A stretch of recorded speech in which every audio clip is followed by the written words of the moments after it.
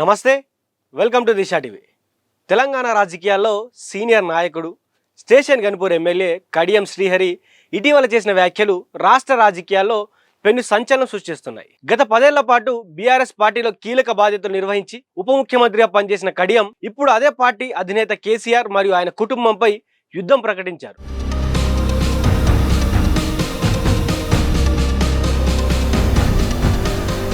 శుక్రవారం తన నియోజకవర్గంలో జరిగిన ఒక బహిరంగ వేదికపై ఆయన మాట్లాడిన మాటలు బీఆర్ఎస్ పునాదులను కదిలించేలా కూడా ఉన్నాయి. కడియం శ్రీహరి మాట్లాడుకుంటూ కూడా చాలా సంచలనమైనటువంటి కామెంట్స్ కూడా చేయడం జరిగింది. నియోజకవర్గ అభివృద్ధి తన యొక్క అంతిమ లక్ష్యం అంటూ కూడా చెప్పడం జరిగింది. కడియం శ్రీహరి తన పార్టీ మార్పును గట్టిగా సమర్థించుకున్నారు. తాను కాంగ్రెస్ లో చేరడాన్ని విమర్శిస్తున్న వారికి ఆయన గట్టిగా సమాధానం చెప్పారు. నేను కాంగ్రెస్ తో కలిసి నడవడాన్ని కొందరు తప్పుపడుతున్నారు, కానీ నాకు పదవుల కంటే స్టేషన్ గన్పూర్ ప్రజల యొక్క ప్రయోజనాలే నాకు ముఖ్యమంటూ కూడా ఇచ్చిన హామీలను నెరవేర్చాలంటే అధికార పార్టీతో కలిసి పనిచేయక తప్పదని కూడా ఆయన స్పష్టం చేశారు. కేవలం రాజకీయ ఉనికి కోసం కాకుండా నియోజకవర్గ ప్రగతి కోసమే తాను ఈ కఠినమైన నిర్ణయం తీసుకున్నట్లు ఆయన వెల్లడించారు. అయితే ఇంకో షాకింగ్ కామెంట్ ఏంటంటే, ఒకే కుటుంబం కోసం తెలంగాణ సంపద అంతా కూడా గత 10 ఏళ్లలో పోయిందంటూ కూడా ఆయన మాట్లాడడం జరిగింది. గత 10 ఏళ్లలో బీఆర్ఎస్ పాలనపై కడియం శ్రీహరి కూడా గట్టిగానే మాట్లాడడం జరిగింది. తెలంగాణ సంపద సామాన్య ప్రజలకు అందలేదని, అది కేవలం కల్వకుంట్ల కుటుంబం జేబులోకి వెళ్లడం జరిగిందని కూడా ఆయన చెప్పడం జరిగింది. దోచుకోవడం దాచుకోవడం మాత్రమే జరిగిందని, రాష్ట్రాన్ని అడ్డం పెట్టుకొని ఒకే కుటుంబం 1000 కోట్లు సంపాదించిందని, ప్రజా సంక్షేమాన్ని గాలి కొదిలేసిందని కూడా ఆయన మండిపడ్డారు.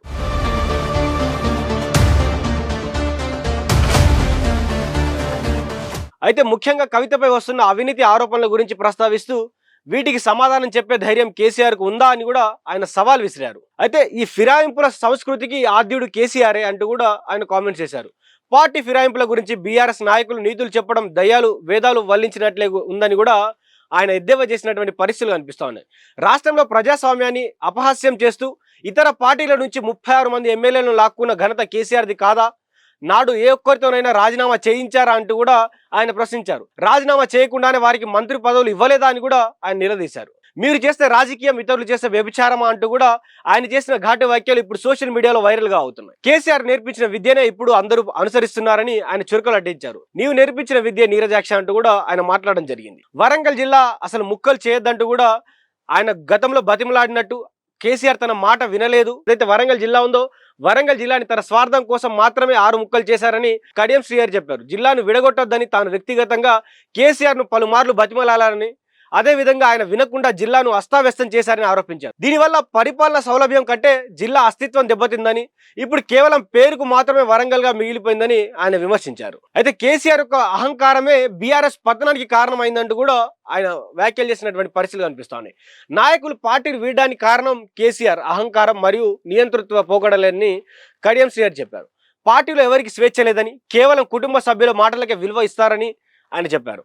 అందుకే సీనియర్ నాయకులు గౌరవం లేని చోట ఉండలేక బయటకు వస్తున్నారని, బీఆర్ఎస్ ఖాళీ అవ్వడానికి కేసీఆర్ వైఖరే కారణమని ఆయన చెప్పడం జరిగింది.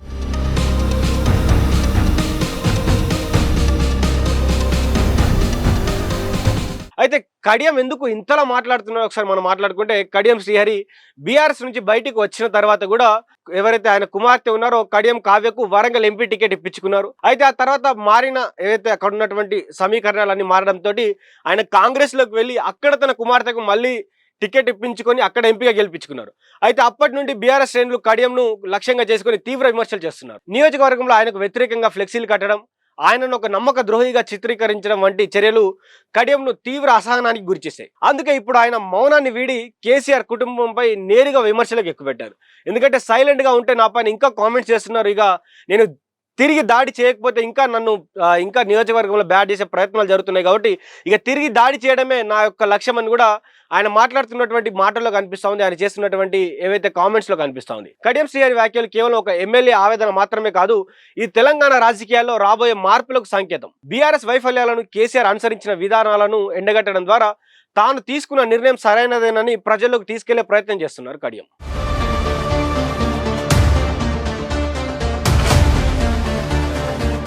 అయితే కడియం ఎందుకు ఈ స్టాండ్ తీసుకున్నారంటే, నిజంగానే నియోజకవర్గ ప్రజల్లో బీఆర్ఎస్ పార్టీ చాలా విధాలుగా అక్కడ స్టేషన్ గన్పూర్లో ఆయన ఇబ్బంది పెట్టే ప్రయత్నం చేస్తూ ఉంది.